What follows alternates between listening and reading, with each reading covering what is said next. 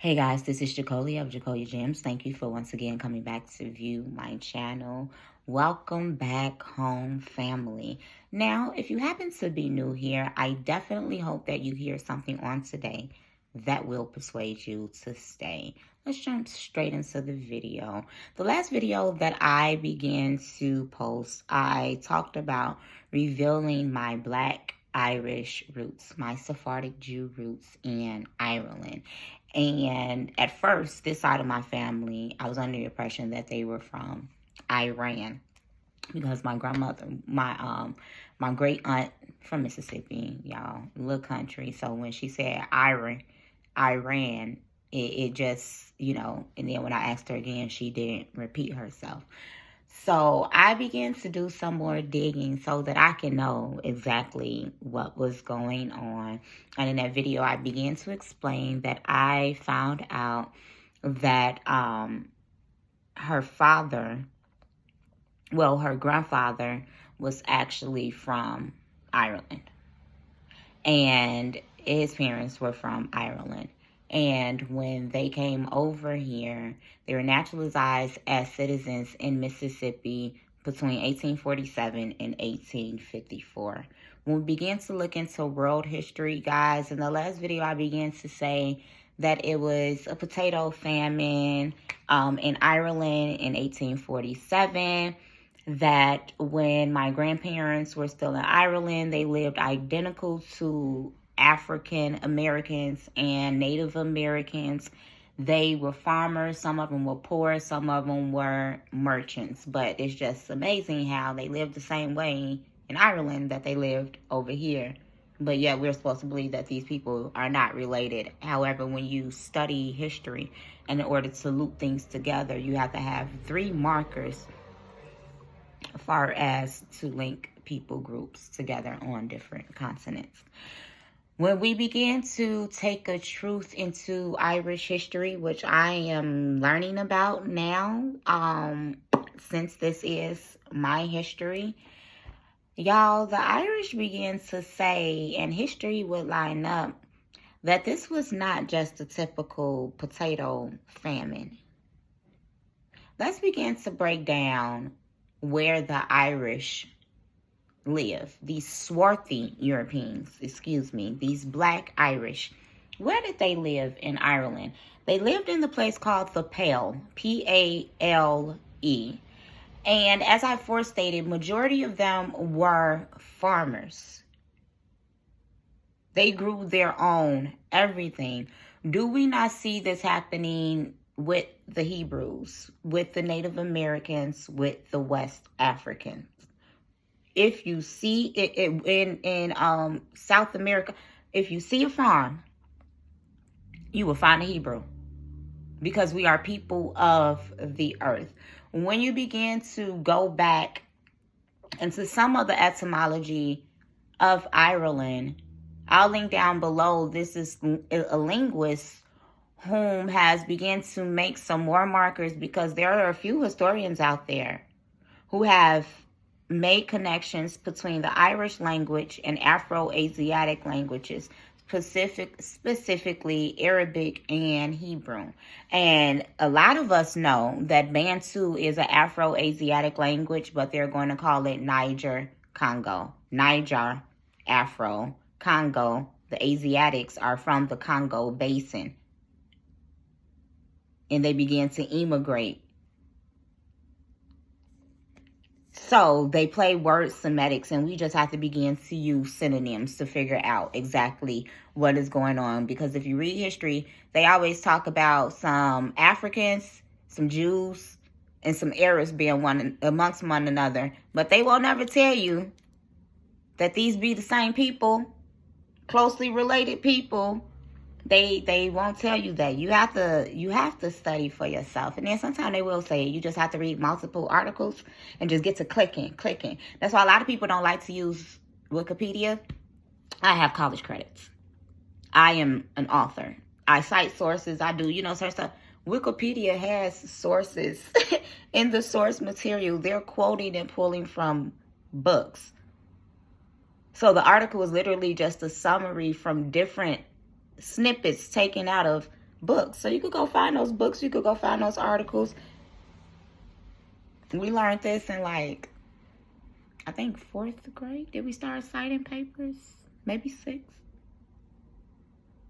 I digress, y'all. Because, anyway, so, but no, if you go on Wikipedia or even these other articles, but I'm going to say Wikipedia, and you click one word, and you click another word, and you click, like, this is literally, you could go on a deep dive, and then you go in and you find those books, and you pull up those articles, and you order those books. Like, it's not hard to do your own research, you guys. Begin to look in the parentheses of words to find their etymology and the similarities between them and another word. And if a word looks similar in English, it's more than likely related. So you should look to see its meaning in different languages. This is how I'm about to teach everybody to study for yourself. We are going back to school. And I can't wait, y'all. I'm going to have my board and my... Yes, we are going back to school. I ain't playing. So when you begin to look at the similarities between the root words of the Irish language, the syntaxes, I'm not a linguist, but so I'm going to put it down below. So for you linguists, well, I'm not a linguist anymore. I'm not a linguist. The similarities between this. And so a lot of Hebrews are Negro only. And that's a bad doctrine that I had to come out of. A lot of Hebrews who aren't Negro only, we still haven't done the deep digging to figure out where the Jews were in all of these places. And did they rename the Jews by these places so that when they went back to fight the Jews, who you still know are Jews, you still thinking that these are Gentiles? This is how they're able to whitewash history, because we don't keep digging. We have to look in every nation and in every continent, because that's how prophecy has been unfolded. If it says that we will be spread amongst every nation, that means that all of us are not going to remain melanated. And we also have to remember that we have been spread to these different nations in multiple captivities. Multiple captivities. So this is why all of us won't look the same in our flesh when we're in the kingdom, whether y'all like it or not. When we began to look into Irish history, they were first inhabited by some what people will call pygmies, Proto-Bantu, pre-Bantu, before human. Because Bantu literally means human. It means son of.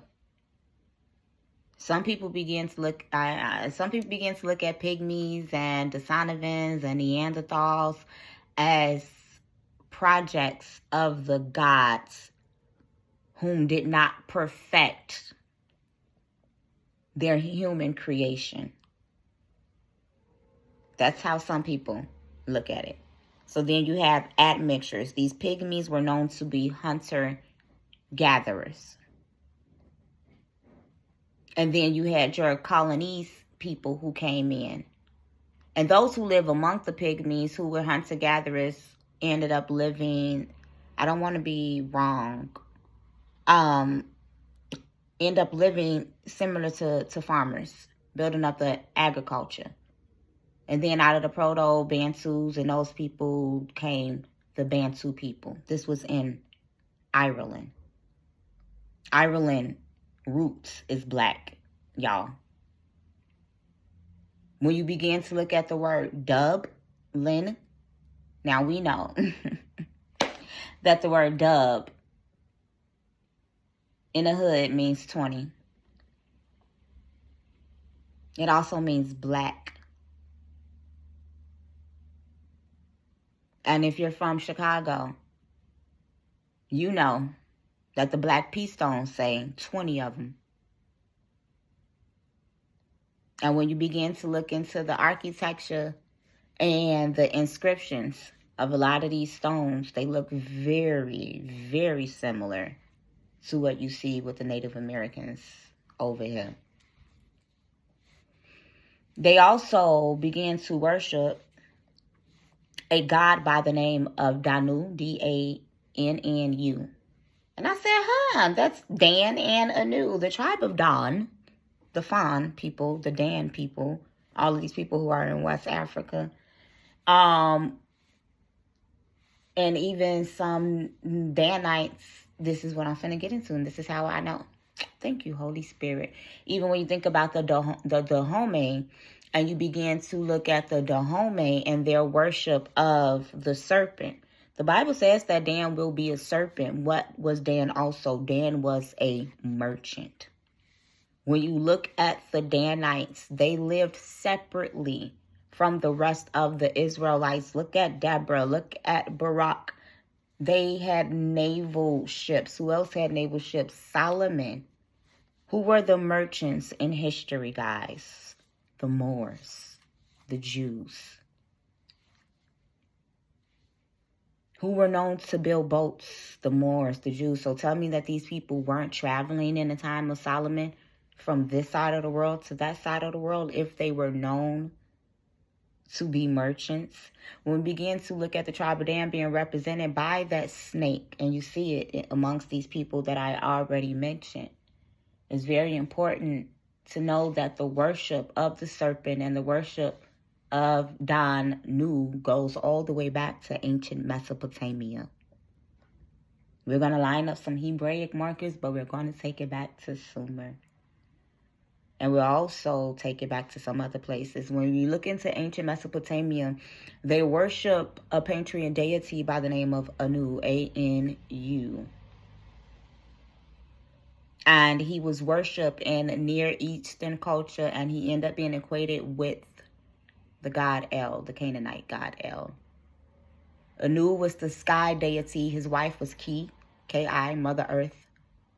They had a son by the name of Enlil, E-N-L-I-L, who became the god of the sky. And they had another son, Enki, E-N-K-I.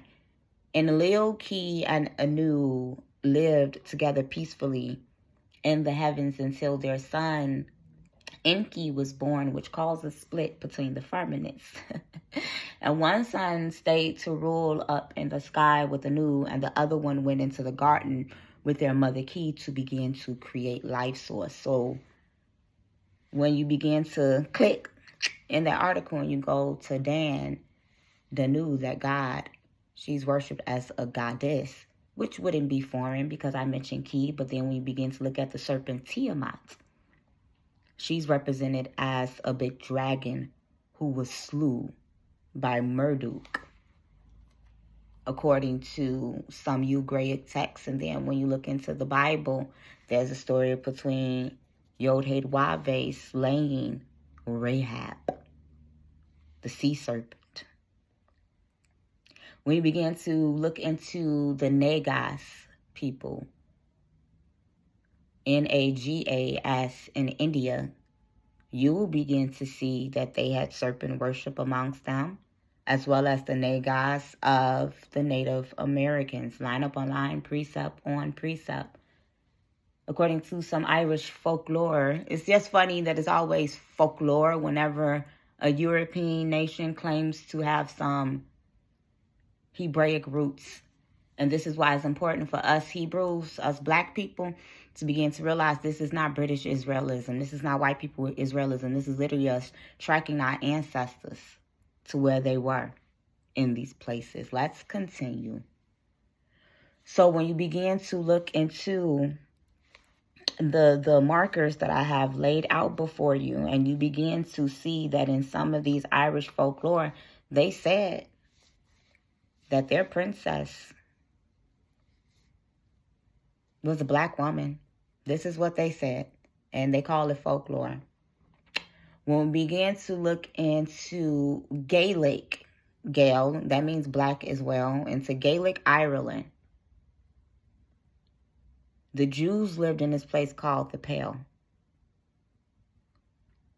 When you look into Russia, the Jews lived in a place called the Pale. The blacks lived in these places. When you look into Goshen, the virus, this is where the Jews lived. They always lived separately. So when I began to do some deep digging and I began to find out, y'all, that it was not a famine, and I had to lay out all of that Jewish history, that Afro-Asiatic history, so that we can see that this is scholarship, this is truth. This is what it is. Great Britain went into Ireland in 1847 to forcibly convert, subjugate, rob, commit catastrophes, and a great Holocaust against the Jews, the mulattoes, the Mulattois, the Moors of Ireland. A lot of these people had a lot of farmland. Like, I'm reading how many acres, and some of them were forced to sell. This sounds identical to my same Choctaw Native American ancestors who contributed more to my Black Irish ancestors than anybody else did. They were forced to sell their land at some point. But then we have some articles up when they was like, oh, we're not going to compare what happened to the Irish to what happened with the Jews. These are the Jews. These are the Sephardic Jews. History proves it. The Middle Ages proves it. Because when they came into Mississippi, what happened? The Jewish population went from 15,000 to 50,000. They didn't only go into Mississippi. These Irish also went into Virginia. They went into Montserrat. That's where the other side, my West Indian side, come from. Montserrat, Black Irish. When we began to look into my other Sephardic Jew family, the Holiday side, where my 13th great-grandfather, Leonard Holiday, was mayor of London in the time of King James, his family went all the way back to Ireland and Scotland, too. He was one of the 125 merchants who founded the East Indian Company. And I talked about this before. It's important to know, though, because these same Black Jews, these Irish Jews, they were also found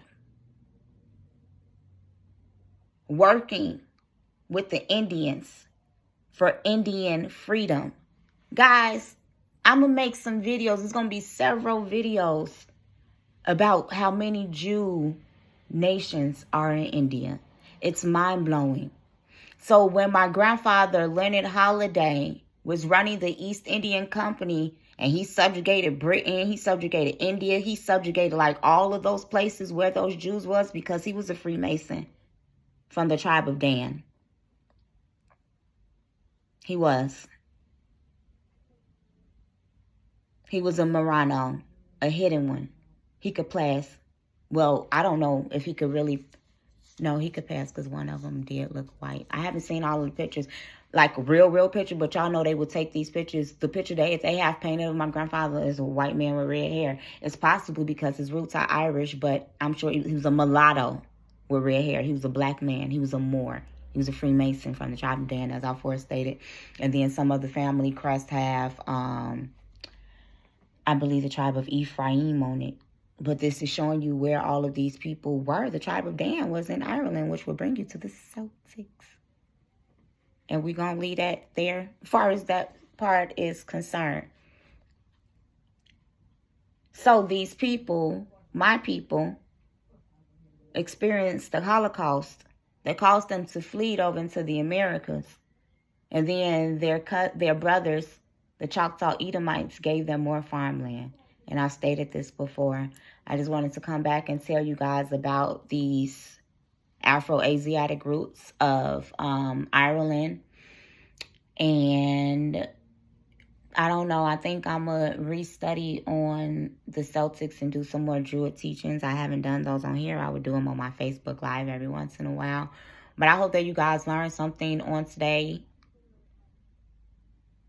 I hope you really did learn something on today, and that you continue on with me through this journey to find out who we are, line up on line, precept on precept. Here a little, there a little. This is Jacoya of Jacoya Gems, signing out.